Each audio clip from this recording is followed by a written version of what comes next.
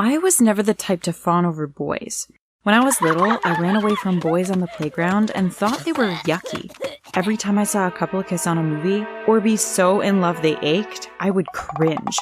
I was actually beginning to think I was incapable of being into anyone, because they all looked so bleak. Then, I saw him. Don't forget to like this video and subscribe for more crazy stories. It was as if the world around me stopped. I saw him walking down the hall with his friends. The way he flipped his hair and the way he walked, something about him was so magnetic. I was surprised when no one else was drooling. He walked in my direction. I was actually expecting for our eyes to meet and the music to swell and for us to start a whirlwind romance. But he didn't even see me. He walked past me as if I didn't exist, but I was instantly hooked. I was obsessed. He was in a few of my classes, so I started sketching him in notebooks. I paid close attention during roll call just to hear his name. I snuck into the teacher's lounge to steal tests he had done because, wow, he was so brilliant. But still, he never saw me. During my free time, I loved to go on bike rides. I was hiding around my neighborhood, just getting fresh air and enjoying the peace and quiet when I saw something that would change my life. It was my crush. He was mowing the lawn of a house. How did I not know he lived so close? I was so absorbed staring at him that I didn't notice I was steering towards the edge of the street. I only noticed when my bike hit a bump and I went flying into a bush. I peeked out of the bush, twigs and leaves in my hair, my face bright red in embarrassment. I didn't know if I should have been relieved or sad that my crush didn't even see me. A woman then opened the front door of the house and called him in, saying lunch was ready. As he walked in, she rubbed his hair in a playful, maternal way. I smiled. I had just seen my future mother-in-law for the first time. A light bulb lit up above my head. I knew exactly what my next move should be. I knew my crush was going to leave early the next day to go play video games at a friend's house, because, of course, I eavesdropped on his conversations. I also knew his mom would go on a run soon after he left, because she always did on Saturday mornings. I was watching from a few houses down with my binoculars as he left the house and got into his car. His mom was also heading out in typical running attire. As soon as my crush left, I climbed on my bike and rode towards his mom. No, I wasn't going to hit her with my bike. I simply passed her and then threw myself off the bike. I landed on the pavement right in front of her. She gasped as I fell. She hadn't seen me coming. "Oh my God, are you okay?" she asked, as concerned as a mother would be about her own child. My heart melted. She started helping me stand up.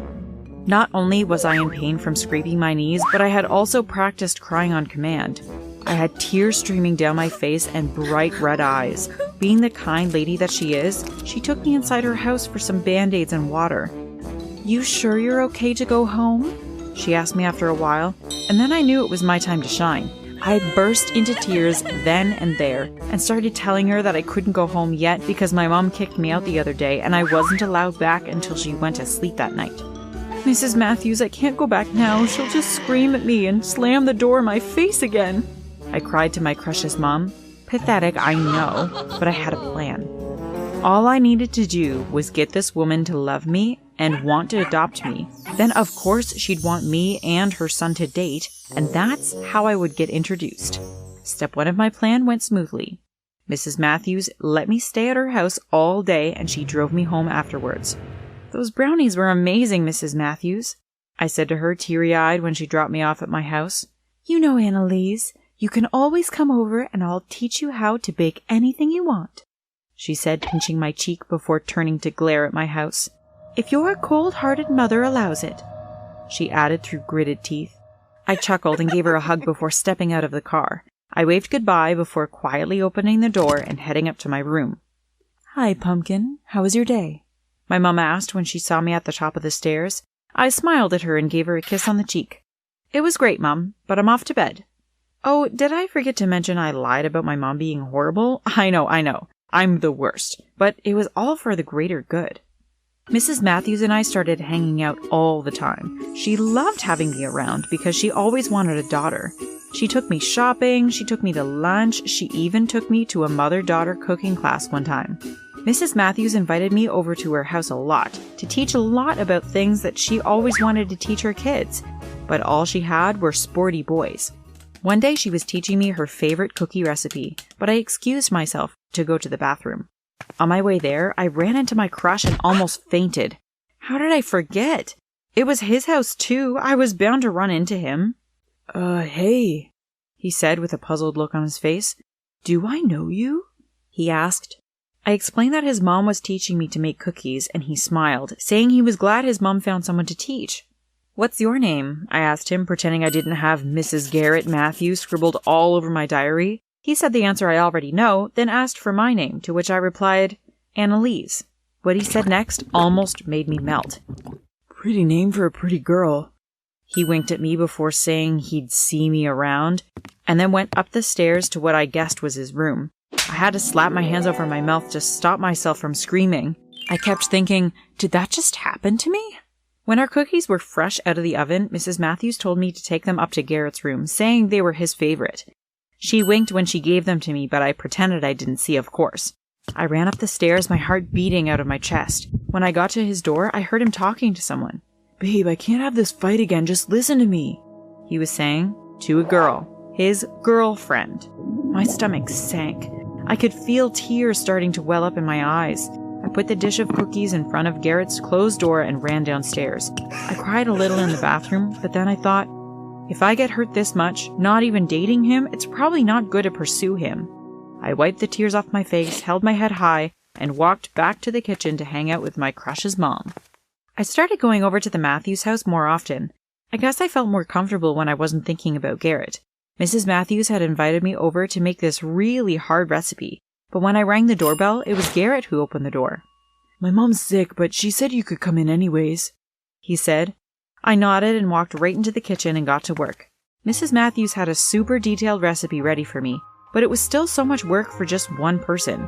I was about to call it quits when Garrett came downstairs, saying his mom sent him to help me out. It felt kinda nice bossing him around, and he was definitely amused. I tasted some of the melted chocolate and must have gotten some on my chin because Garrett suddenly grabbed my face and wiped it off, staring into my eyes. I could feel myself starting to blush, so I turned away, but he wasn't done. I pretended I didn't notice, but he was purposefully messing up or getting batter and chocolate all over his face to have me wipe it off or help him. After a while, we were just messing around with the flour and chocolate. I had so much fun with him that day. I felt my crush start to come back. But he still had a girlfriend. A few weeks passed and Garrett and I became friends. He even talked to me at school sometimes. It was prom night. I wasn't going because I didn't have a date, but I volunteered for cleanup afterwards with my friend Paul. After the party was over, I biked over to the school, grabbed a garbage bag, and started picking up cups and corsages that got stepped on. Paul and I heard an argument outside the gym, and me being my curious self, I just had to listen in. I peeked through the huge door and saw Garrett and his girlfriend. They were arguing. He's my best friend, Casey. How could you do that to me? Garrett yelled. She yelled some stuff back, but I was more focused on Garrett. He looked like he was so hurt. After a while, his girlfriend stomped off, and Garrett stayed there alone, sitting on the steps leading up to the gym. I put down my garbage bag and sat down next to him. You okay? I asked softly. He nodded. I've wanted to break up with her for a while, but I didn't think she'd cheat on me, he mumbled. I put my hand on his shoulder to let him know I was there for him. After a long silence, I started getting up to leave, but he grabbed my hand and pulled me back down before kissing me. The music didn't swell, and no angels playing the harp showed up, but I did feel like I was flying. He pulled away and smiled at me. I smiled back. We sat next to each other, looking up at the stars. It was kind of awkward when his mom picked us up and asked how our night went, but Garrett grabbed my hand and answered for the both of us. It was great. Garrett and I started hanging out a lot. I even noticed Mrs. Matthews would conveniently have to go out and buy something or pick up Garrett's brothers from soccer practice. But before she left, she would always turn on soft jazz and wink at me. That's when I realized my plan worked. It was the weekend. Garrett invited me to a party at his friend's house, and I brought Paul because he was just sitting at home watching TV. Garrett, Paul, and I sat in the backyard with our feet in the pool. I could tell that Garrett didn't really like Paul and wanted to go hang out with his friends for a while, so I told him he could go, and he kissed me on the cheek before running inside the house. I'll go get some drinks, said Paul before getting up too. I sat alone at the pool for a while. I was starting to look around trying to find Garrett or Paul, but then someone put their hands over my eyes. "Garrett?" I smiled, turning around and kissing him without even opening my eyes. But it felt different. I opened my eyes and saw it wasn't Garrett. It was Paul! I pushed him away, but it was too late. Garrett was standing right there, holding 2 pizza slices, which he threw on the floor before pushing Paul onto the grass and punching him. "It's not what it looks like," I said to him, trying to get him to calm down, but he just looked at me disappointed and angry and walked out of the party. I felt so bad. His last girlfriend cheated on him, and now I accidentally did too. Ugh, I wanted to smack myself. The very next day after the party, I ran over to the Matthews house to apologize. I would do anything if it meant Garrett would forgive me. But of course, I forgot that someone else was mad at me too. Mrs. Matthews opened the door, and when she saw me, she started crying. "Why would you do this to us?" she sobbed dramatically. I closed the door behind me and hugged her. Gosh, I felt so bad. I could feel the heaviness of the guilt. "I'm sorry, I made a mistake.